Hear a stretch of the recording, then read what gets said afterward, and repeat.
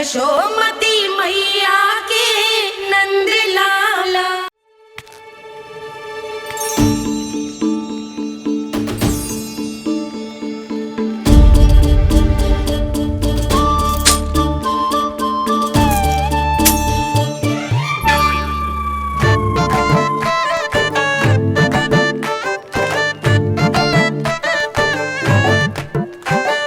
देख वसंता, अब कैसे सारा का सारा माखन बेचकर जे धनी ग्राहक से धन बटोर लेती है तेरी मैया।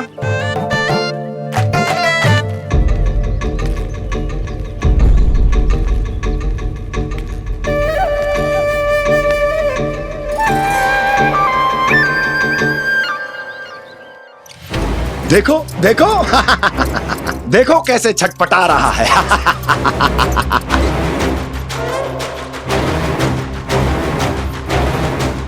अपने प्राणों को बचाने के लिए कितना व्याकुल है, कैसे इस जाल से मुक्त होने के लिए तड़प रहा है।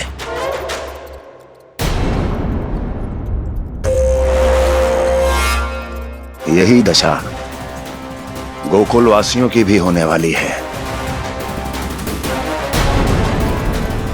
क्योंकि वो भी शीघ्र ही इस चूहे की तरह लोभ के जाल में फंसने वाले हैं। आओ आओ श्रीमान, पधारो। सब झटक लूंगा। हैं? हाँ? सब ले लूंगा।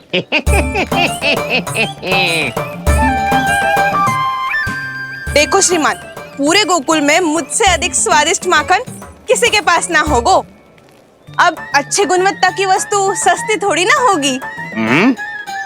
किंतु व्यापारी परमानंद सस्ती वस्तुएं लेता भी नहीं है।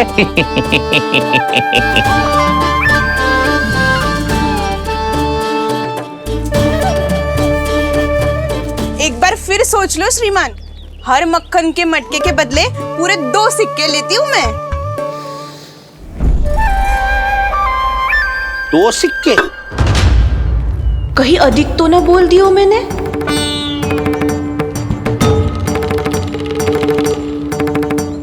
पर आप मेरे यहाँ पहली बार आए हो ना, तो हर 2 मटके पे 1 सिक्का कम कर दूंगी।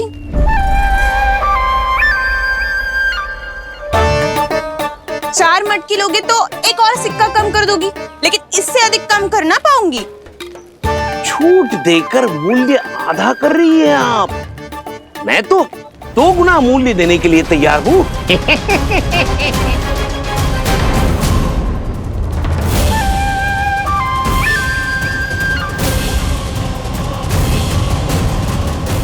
दो गुना मूल्य? 2 गुना मूल्य तो दूंगा, लेकिन मेरी एक शर्त है। सारी की सारी मटकियां चाहिए मुझे।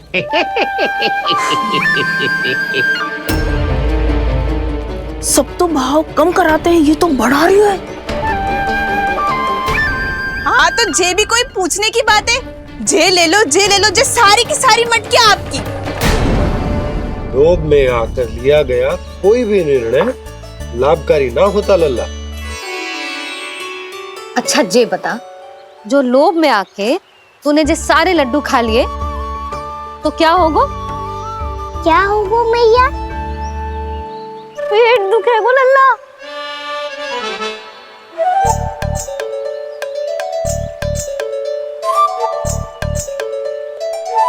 पीड़ा होगी, श्वास बिगड़ जाएगा, फिर सोच ले तू घर से बाहर ना निकल पाएगा।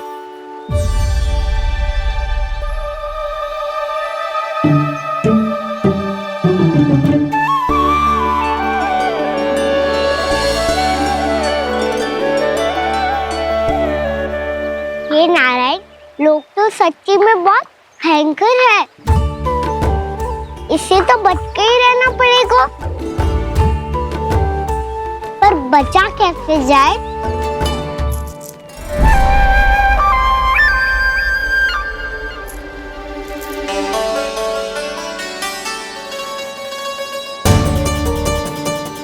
अब फंस गए गांव वाले। जैसे ही ये मेरे सिक्कों की चमक दमक खनक देखेंगे, मेरे जाल में ऐसे फंसेंगे जैसे कि ये मूर्ख स्त्री।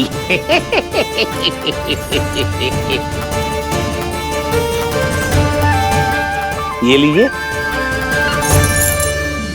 सामान्य मूल्य से 2 गुना मूल्य। अच्छा मूल्य दूंगा तो ही तो अच्छी वस्तुएं मिलेगी ना मुझे।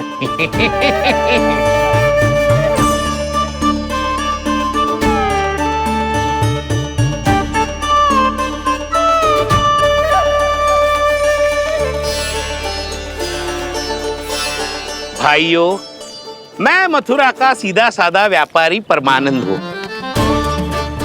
मेरी मिठाइयां विदेशों के अनेक राज्यों में बेची जाती है, इसलिए मुझे सदैव सर्वोत्तम दूध के उत्पादों की आवश्यकता होती है। तो जैसे ही मुझे पता चला कि गोकुल में दूध के सर्वोत्तम उत्पाद मिलते हैं, मैं यहाँ चला आया। अब जिसे भी मेरी तरह धन अर्जित करना हो, उज्जवल भविष्य बनाना हो, वो मेरे साथ व्यापार कर सकता है। बस आपको मुझे एक वचन देना होगा। अपने आराध्य नारायण का नाम लेके प्रण करना होगा कि आज के बाद आप अपना सारा दूध, दही, मक्खन, घी मुझे और केवल मुझे ही देंगे।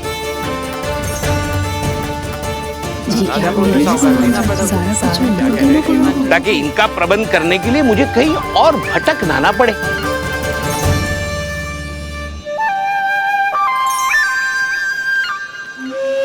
जो एक बार लोभ के जाल में फंस गया, वो फिर कभी बाहर नहीं आ सकता। अधिक से अधिक और अधिक और अधिक पाने के लोभ में अपना सब कुछ खो बैठता है।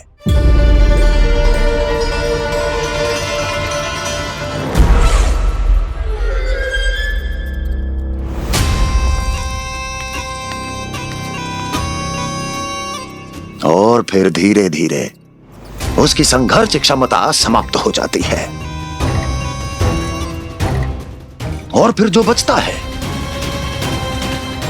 वो यमदूत की प्रतीक्षा करने वाला केवल एक जीवित शव,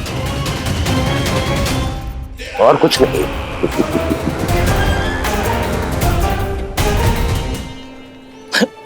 आपको अभी निर्णय लेने की कोई आवश्यकता नहीं है। मैं परसों सूर्यास्त के समय एक बार फिर आऊंगा, तब आप अपना निर्णय मुझे बता दीजिए। किंतु मेरे साथ व्यापार करने पर क्या होगा, इसकी मैं झांकी दिखाऊंगा आपको। आज आप सभी इस हाट में जो लेकर आए हो, वो सब लेकर जाऊंगा मैं, वो भी दुगना मूल्य देकर।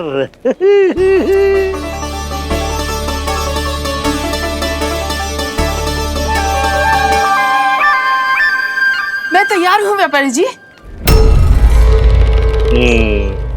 तू खड़ी खड़ी मुँह क्या देख रही है? जा सारी मटकियाँ लेके आ। हाँ मैया।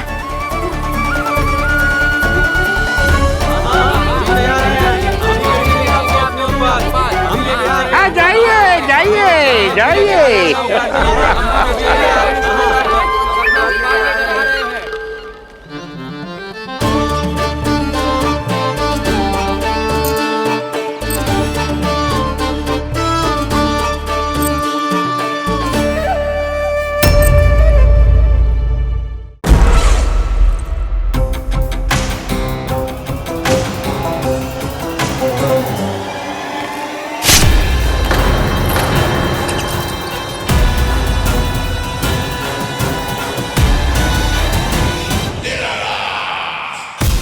बस इसी तरह जब गोकुल के वासी थक हार कर मेरे चरणों में गिर जाएंगे, क्षमा मांगेंगे, गिड़गिड़ाएंगे, दया की गुहार लगाएंगे,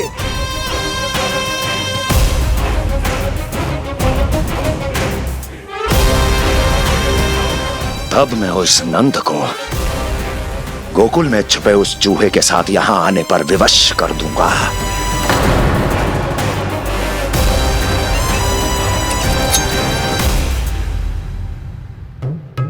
इसे तो मैंने प्राण दान दे दिया, उसे नहीं दूंगा। अरे वचन जो दिया है तुम्हें कि सबसे पहले मैं तुम्हारी इन आंखों के सामने उसके प्राण लूंगा और फिर तुम्हारे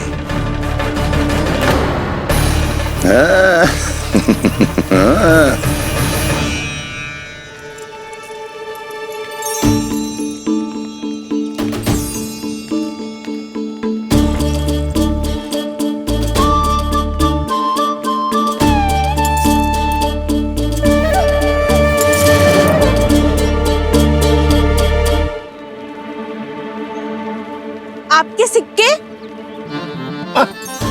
अब कौन उतरे, कौन झुके, कौन उठाए? रहने दीजिए, ऐसा समझेंगे धरती माता को दान दे दिया। चलो भाई चलो।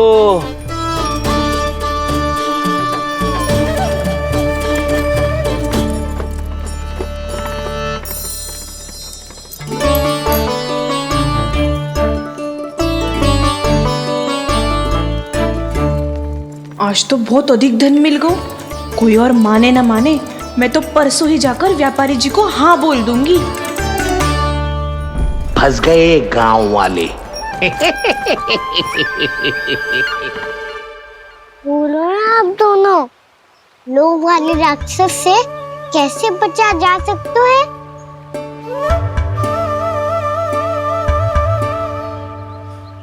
संतुष्टि से।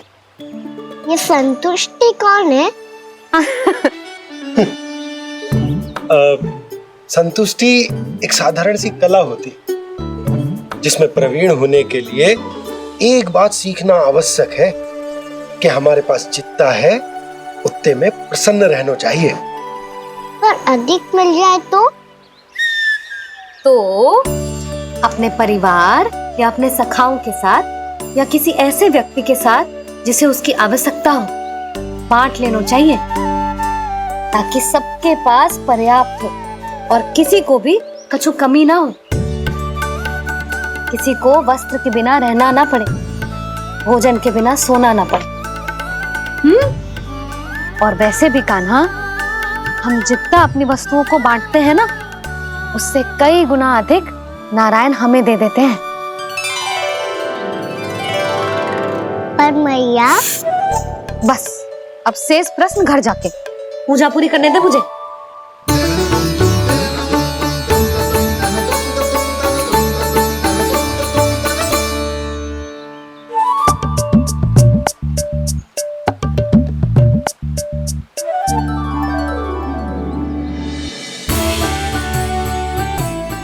मैया ने भोग चढ़ाने तक ठहरने को कही थी, अब तो चढ़ गो भोग।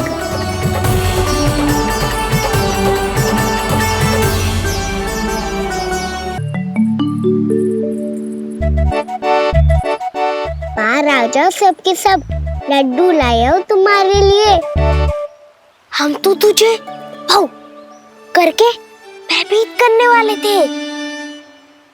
तुझे कैसे पता चला और कब? जब से तुम सबने हाथ में मेरा पीछा करना आरंभ किया था, तभी पता चल गया था मुझे। मैं भी तुम सबके साथ आने वाला था, पर मैया ने रोक लियो। इससे पहले कि मैया मुझे रोक ले, भागो।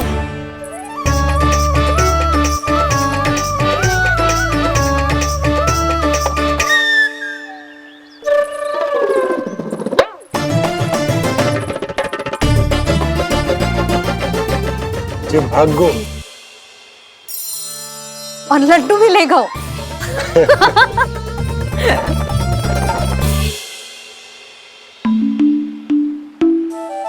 क्या होगा? फिर लड्डू लुप्त हो गए, लल्ला लुप्त हो गए हो, परंतु तुम्हारा घबराया हुआ स्वर अभी तक 10 दिशाओं में ना गूंजो। आप तो ऐसे कह रहे हो जैसे मैं सदैव घबरा के आसमान सर पे उठा लेती हूँ। मेरा जे अर्थ ना है यशोदा। ना ना, मुझे पता है। मैं लल्ला को लेके अधिक चिंतित हो जाती हूँ, पर इस समय मुझे कछु चिंता ना है, क्योंकि मुझे पता है वो लड्डू लेके सीधा कहाँ गया होगा। वहीं जहाँ पूरी टोली मिलके खेलने जाती है, जानकी के घर के पास वाले मैदान में। आ जाओ रे सबके सब, घेरा बना लो, सब लोग बैठ जाओ।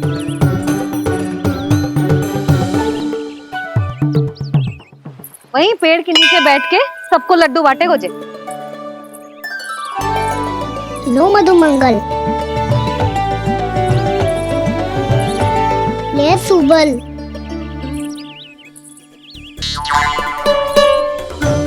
वसंता तू भी ले।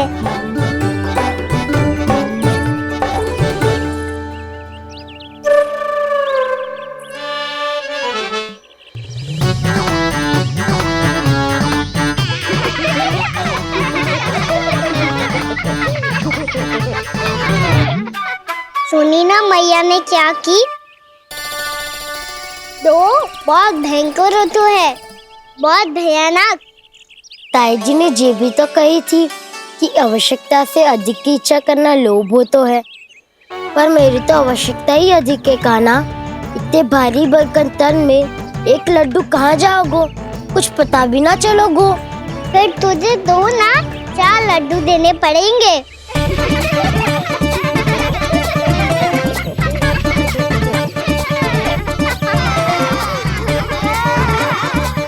जितना उपवास करना है कर लो, पर लड्डू तो दो।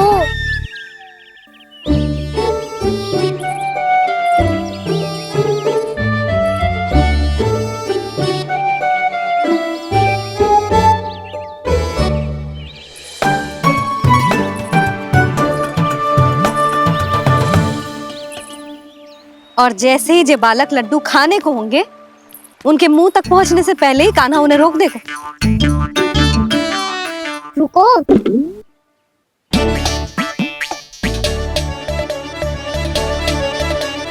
रोक क्यों दिया कान्हा? दाऊ को तो आने दो बसंता,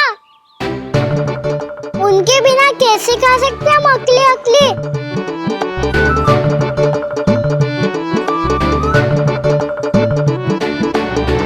पर तुम्हें ये सब कैसे पता यशोदा? अरे एक मैया से अधिक अपने संतान को कौन जानता है भला? कान्हा अपने दाऊ के बिना कुछ कर ही ना सकता। अब चाहे खेल खेलना हो या अपनी मैया के हाथ के लड्डुओं का आनंद उठाना। जहाँ कान्हा होगो, हाँ उसके बलदाऊ को तो होना ही है। विलंब की आशंका से घबराओ मत, मैं आ गया हूँ।